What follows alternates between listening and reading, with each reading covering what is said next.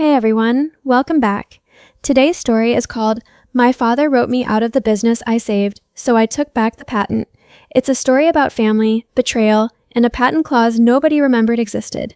If you like stories like this, hit subscribe before we get into it. I'm going to start this the way my lawyer told me to start everything now, with dates. March 14th, 2011. That's the day I filed patent US 8912447B2 for a self-sealing industrial valve mechanism I designed as a 26-year-old junior engineer at my father's company, Whitfield Fluid Systems. I called it the Tri-Seal. It wasn't glamorous. Nobody outside of industrial manufacturing cares about valves.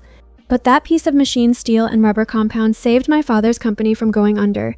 And 13 years later, it's the reason I'm typing this instead of quietly disappearing the way my family clearly wanted me to. My name's Dana. I'm 39 now. I have a mechanical engineering degree from Purdue, a master's from Georgia Tech, and, until 11 months ago, I had a father and a brother. I'm not being dramatic. I mean that literally. I haven't spoken to either of them since the night of Whitfield Fluid Systems' 50th anniversary gala, and I don't plan to. Let me back up. My father, Richard Whitfield, started Whitfield Fluid Systems in 1974 out of a rented machine shop in Elyria, Ohio, with a $12,000 loan from his father-in-law and a set of blueprints for a pressure regulator he'd designed while working at a competitor. By the time I was born in 1985, WFS had 40 employees and a decent reputation for industrial valves and flow control systems used in chemical processing plants. My brother Connor is 4 years older than me. From as early as I can remember, he was being groomed to run the company.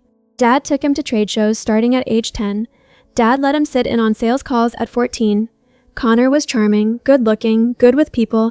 He could sell ice to a penguin, as my grandmother used to say. What Connor could not do was understand a torque spec or read a P&ID diagram to save his life. I was the opposite, quiet, technical, more comfortable with a caliper in my hand than in a boardroom. I loved the machine floor. I loved understanding why something worked, not just how to sell it. My father found this mildly embarrassing, I think, though he never said so directly. What he said, often, was some version of, Dana's got the brains, Connor's got the vision, between the two of you, this company's in good hands. I believed that for a long time. I believed it right up until the vision guy nearly ran the company into the ground. In 2010, WFS lost its two biggest clients, a petrochemical plant in Baton Rouge and a water treatment contractor in Michigan, after a batch of faulty valve seals caused two separate failures, one of which resulted in a minor chemical spill. It wasn't catastrophic, but it was enough. Insurance premiums spiked, orders dried up. We were 90 days from missing payroll. My father, for the first time in my life, looked scared. I was 25, fresh off my master's, working in the engineering department for $58,000 a year.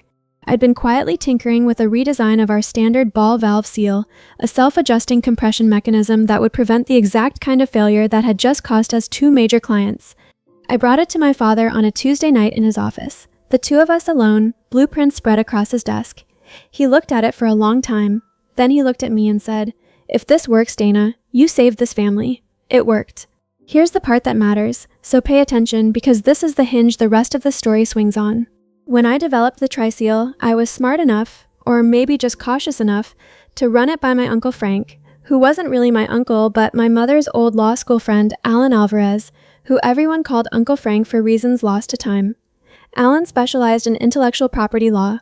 He told me in no uncertain terms, patent this in your own name, not the company's, you license it to them, you do not sign it over.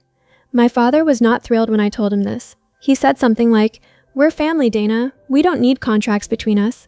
I remember exactly what I said back, because I've replayed it in my head 1,000 times since. Dad, I trust you completely. This is just so nobody ever has to wonder. We drew up a licensing agreement. Whitfield Fluid Systems would have exclusive rights to manufacture and sell products using the Tri-Seal patent in exchange for a 4% royalty on all valve sales using the technology, well below market rate for an exclusive license, which Alan told me at the time was insanely generous. In return, I asked for one thing beyond the royalty, a permanent seat on the board of directors, and a clause, Section 9C. I will never forget the number, stating that if I was ever removed from my board seat or terminated from the company without documented cause, the license would automatically terminate 90 days after written notice. My father signed it without really reading it, I think. He was so relieved to have a fix for the crisis that he'd have signed almost anything. Connor, who was 29 at the time and already VP of sales, joked that I should have asked for a Ferrari instead of lawyer stuff nobody will ever use. The Tri-Seal saved the company. Within 18 months, WFS had not only recovered its lost clients, but landed 3 new major contracts specifically because of the improved reliability. Revenue went from $9 million in 2010 to $31 million by 2016. I was promoted to Director of Engineering. I sat on the board. Everyone called me the girl who saved Whitfield Fluid Systems, at least for a while. I want to be clear. I loved my job. I loved the machine floor, the smell of cutting oil, the sound of the CNC lathes. I loved solving problems nobody else in the building could solve. For years, this felt like enough. The thing about being useful is that people start to assume you'll always just be there, quietly fixing things, and they stop thinking about what you might actually want. Connor became president in 2015. I was never seriously considered for the role, not because I lacked the standing, but because, as my father put it during a family dinner I still remember with painful clarity, the company needs a face, Dana, someone people want to shake hands with. You'd hate that job anyway. I told myself he was right. I told myself I did hate that kind of work, that I was happier in engineering, and for a few years I even believed it. Things started slipping around 2019. Connor, flush with confidence and maybe a little too much of Dad's money, pushed through a $6 million expansion into a new product line, high-pressure valve systems for offshore drilling rigs, against the advice of literally every engineer in the building, myself included. I told him, in a board meeting on the record, that our manufacturing tolerances weren't suited for that application without at least $2 million more in tooling investment, which he hadn't budgeted for. He told me, in front of the whole board, "This is a sales decision, Dana, not an engineering one. Stick to your lane." The offshore line failed, spectacularly. We shipped 40 units to a client in Houston before a catastrophic seal failure during a pressure test injured 2 workers. No one died, thank God, but the lawsuit cost the company $4.1 million, and we lost the offshore contract entirely. Insurance rates doubled again. For the second time in company history, I was the one who had to fix it. This time by redesigning the entire seal assembly for high-pressure applications, working nights and weekends for 4 months straight while Connor did damage control with lawyers and PR. I filed a second patent in 2020, the Tri-Seal HP, an improved version rated for offshore use. I structured the licensing the same way as before, on Alan's advice, though by then Alan had mostly retired and I was working with his junior partner, a sharp young attorney named Priya Nandakumar. Same clause, Section 9C, practically copy-pasted. My father barely glanced at it before signing. By this point, honestly, I think he'd stopped reading anything I put in front of him. I want to say, clearly, I never asked for gratitude. I never demanded a parade. What I wanted, what I genuinely believed I'd earned, was a real conversation about succession. Not the CEO title necessarily, just acknowledgement, a seat that mattered. Some indication that when my father eventually stepped back, the person who had twice kept this company alive would have a real say in its future. Instead, starting around 2021, I started noticing things. My name disappeared from the About Us page on the company website during a redesign, replaced with a generic Our Engineering Team credit. When a trade publication did a feature on WFS's 50-year history in early 2023, the article mentioned Connor extensively and referred to me once, in a single sentence, as an engineer who contributed key design improvements. When my father hosted client dinners, I was seated further and further from the head of the table. Small things, the kind of things you tell yourself you're imagining, because the alternative is too ugly to sit with. In the fall of 2023, Connor got engaged to Blair Ferguson, whose family owns Ferguson and Wexler, a corporate law firm in Cleveland that, I would later learn, my father had already quietly retained for restructuring consultation months before I found out anything was wrong. I didn't think much of it at the time. Blair seemed nice enough, sharp, polished, the kind of woman who has a 5-year plan and sticks to it. I went to the engagement dinner. I brought a gift. I smiled in photos. It was maybe 3 weeks after the engagement that my father called me into his office, a rare occurrence by then, since most of our communication had become emails through his assistant, and told me that WFS was planning a major 50th anniversary gala for June 2024, celebrating half a century in business. He wanted it to also serve as a leadership transition announcement. Connor would be named chairman designate, effective on Dad's planned retirement in 2025. And what about me? I asked. He hesitated. That hesitation told me everything before he said a single word. We think, Connor and I think, that the company would benefit from bringing in a professional chief technology officer, someone with a broader industry background. You'd move into an advisory role, consulting basis. You'd still get your royalties, obviously. I sat there for a long moment, doing the thing I always do when I'm too stunned to speak right away, which is start doing math in my head. Advisory role, consulting basis. Translation, no board seat, no salary, no real authority, just a check for a percentage of a patent I could license to literally anyone. You're firing me, I said. We're not firing you, Dana. We're repositioning you. He actually used that word, repositioning, like I was a piece of furniture. I asked him directly, does this repositioning remove me from the board? He looked uncomfortable. The board needs fresh voices going forward. Blair's father has agreed to join, actually. His legal background will be invaluable during the transition. There it was. I was being replaced on my own company's board by my brother's future father-in-law, a man who had never designed, manufactured, or sold a single valve in his life. I want to tell you I immediately thought of Section 9C. I want to tell you I calmly, coolly recognized my leverage in that moment. I didn't. What I actually did was go home, sit in my car in my own driveway for 45 minutes, and cry until I had a headache. It was Priya, Alan's former junior partner, now a partner herself, who I called 2 days later, mostly just to vent. I told her everything. The repositioning, the board removal, Blair's father joining as a director. I remember her going very quiet on the phone. Dana, she said slowly, do you understand what you're describing? That my family is cutting me out. That your family is triggering Section 9C of both your licensing agreements. If they remove you from the board without documented cause, and we want fresh voices is not documented cause, that's a euphemism, you have automatic grounds to terminate both licenses with 90 days written notice. I hadn't forgotten the clause existed. I just never imagined I would actually need it. There's a difference between knowing a fire extinguisher is on the wall and actually believing your house might burn down. They can't be doing this on purpose, I said. Dad wouldn't. He's not thinking about the licenses. He's not thinking that far ahead. He's just trying to make Connor look good for the wedding. Dana, Priya cut me off gently. I want you to think about something. Blair's father is a corporate attorney. He is joining your family's board of directors at the exact moment they're removing you from it. Has anyone from Whitfield Fluid Systems asked you to sign anything recently? Anything at all? I thought about it, and then I remembered. 3 weeks earlier, my father's assistant had emailed me a routine IP portfolio review document, a request for me to confirm and re-sign updated language on both the original Tri-Seal and Tri-Seal HP licenses, described as administrative cleanup ahead of the anniversary event. I hadn't signed it yet. I'd been busy. I'd meant to get to it. I sent it to Priya that night. She called me back at 11:40 p.m. Dana, do not sign this. This isn't administrative cleanup.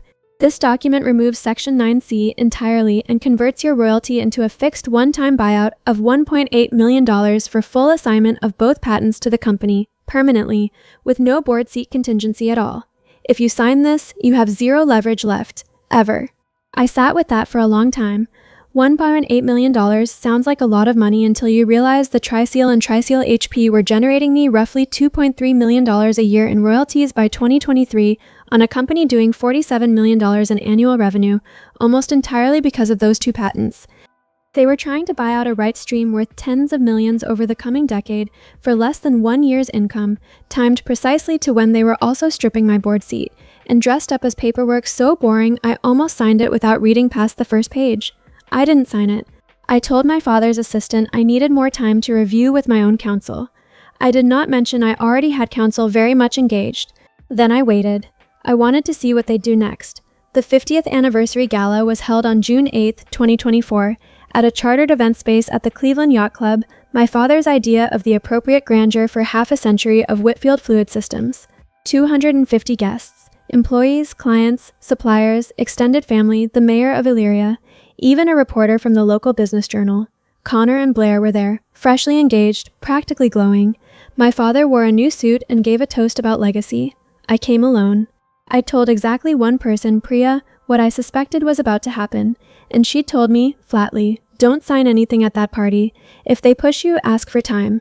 Do not react in the moment. I should have listened better. But some moments, you don't get to plan your reaction. It just happens. About halfway through the evening, after the formal toasts, my father pulled me aside near the bar, Connor trailing behind him with a folder in his hand. Blair's father, a tall, silver-haired man named Gordon Ferguson, whom I'd met exactly twice, appeared a moment later holding a pen. Dana, my father said, in the too bright voice he uses when he wants something to seem casual, We were hoping to wrap up the portfolio paperwork tonight. Get it behind us before the transition announcement. Full circle, 50 years, everything settled, clean slate for the next chapter. Connor opened the folder and set it on the bar top in front of me. The buyout agreement, $1.8 million. A pen was already uncapped, sitting on top of the signature line like they'd rehearsed this. I told your assistant I needed more time, I said. There's not really more time, sweetheart, my father said. Sweetheart, he hadn't called me that since I was maybe 9 years old. We're announcing the transition in 20 minutes. It'll look strange if the IP situation isn't finalized. Investors will ask questions. There are no investors, Dad. It's a private company. It's us. Gordon Ferguson cleared his throat. Miss Whitfield, I understand this is a lot to process quickly, but I can assure you the terms are more than fair given. Given what? I said. My voice was rising. I could feel people nearby starting to notice. My father's face changed then. That flicker of impatience I'd seen my whole life whenever I stopped being convenient. Dana, don't make a scene. This is Connor's night. It's the company's 50th anniversary. It's not just Connor's night. It is tonight, my father snapped, low and sharp.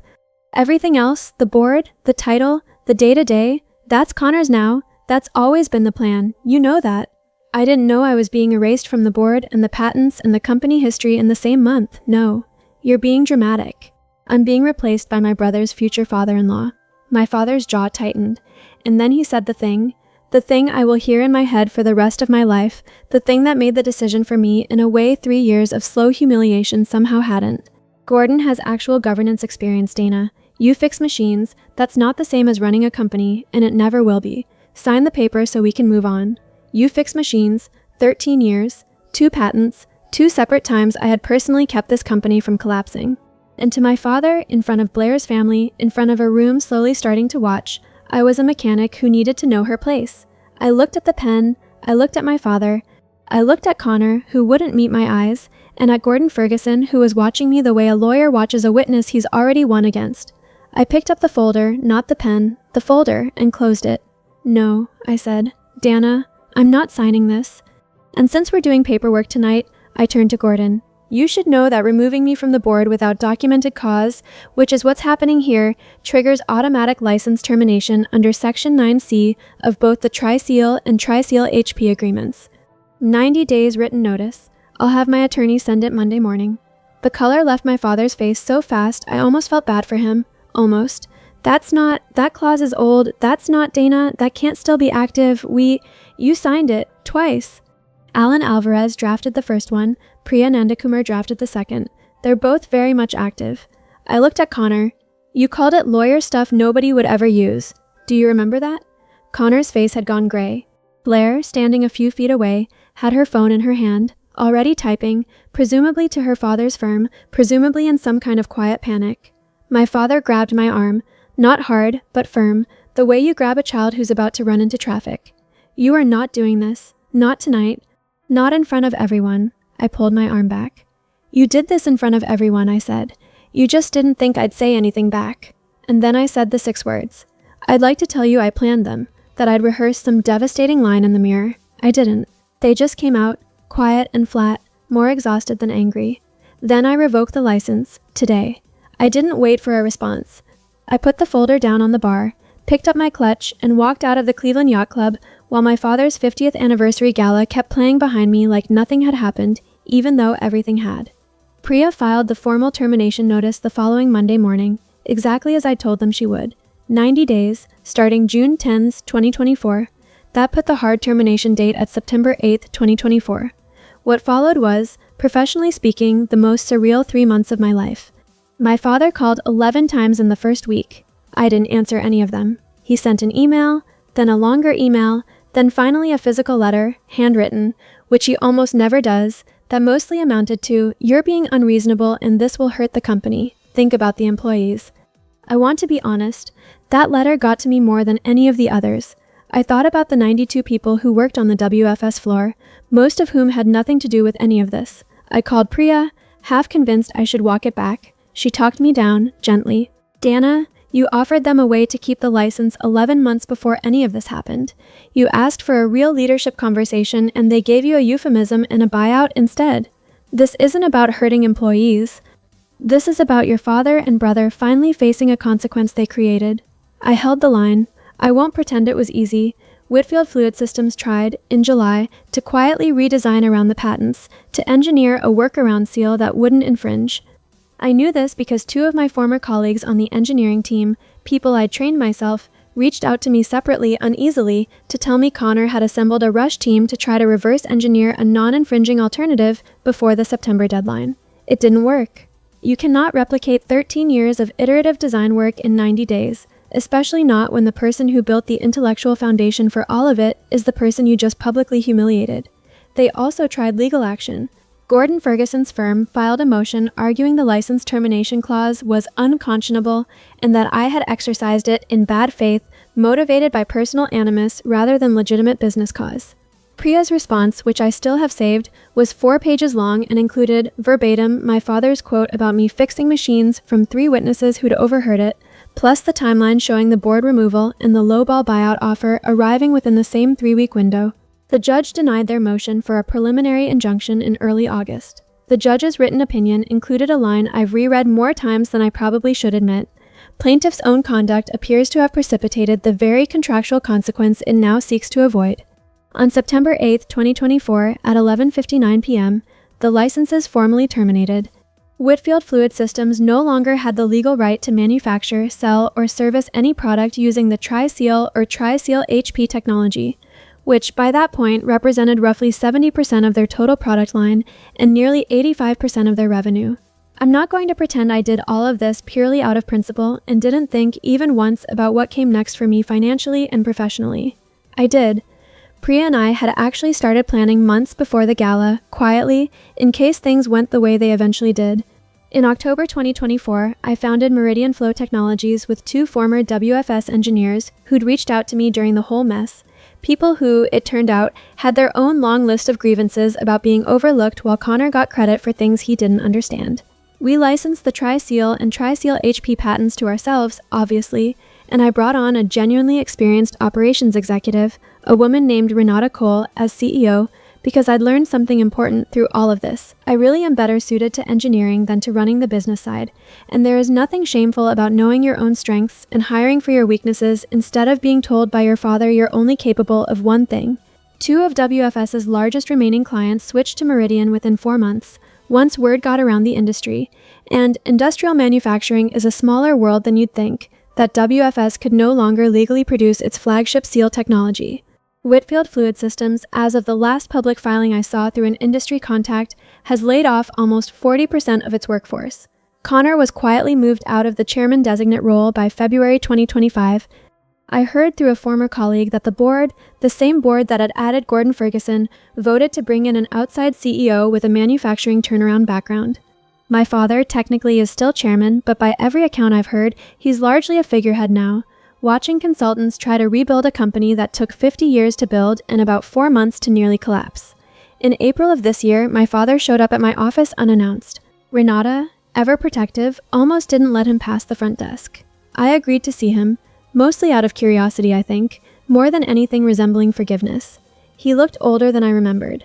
He sat across from me and, without much preamble, said he wanted to fix things between us, that he'd been wrong about a lot, that he understood now what I'd actually built all those years.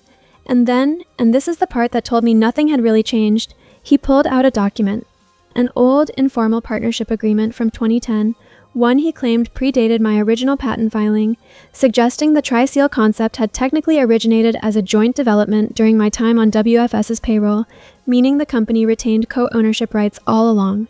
I recognized the signature at the bottom immediately. It wasn't mine. It wasn't even a good forgery.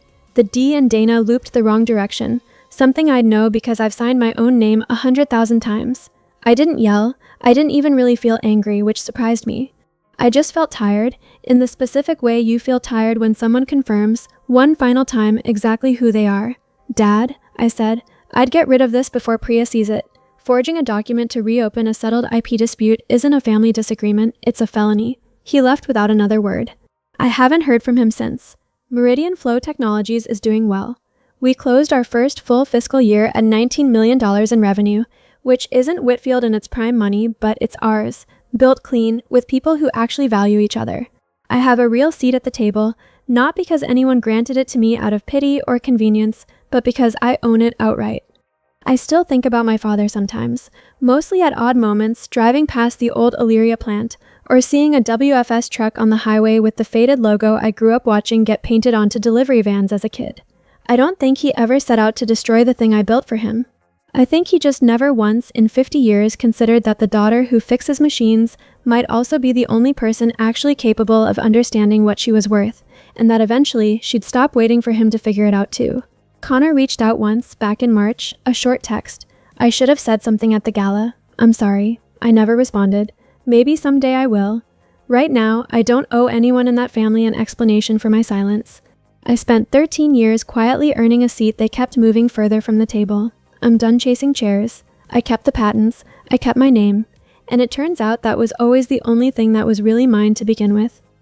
What sticks with me most about this one is that the weapon, so to speak, wasn't money or property. It was foresight. Dana won because 13 years earlier, a mentor told her to protect herself with paperwork, and she actually listened even when her own father called it unnecessary and insulting to family trust. How many of us have been told that contracts or boundaries or formal agreements are somehow an insult to family love? Ambiguity favors whoever already holds the power, and that's exactly what it was being used for here. The "You Fix Machines" line is the whole story in 5 words. A father who spent decades benefiting from his daughter's work while quietly deciding she wasn't the kind of person who deserved recognition or a real future in the thing she built. Anyone who grew up with a clearly favored sibling will probably recognize that particular flavor of dismissal. Not outright cruelty, just a slow, steady message that your contributions are useful, but you, personally, are replaceable. What gets me most isn't even the financial outcome. It's that Dana didn't burn her whole life down for revenge. She built something better and walked toward it. She didn't sabotage the company out of spite.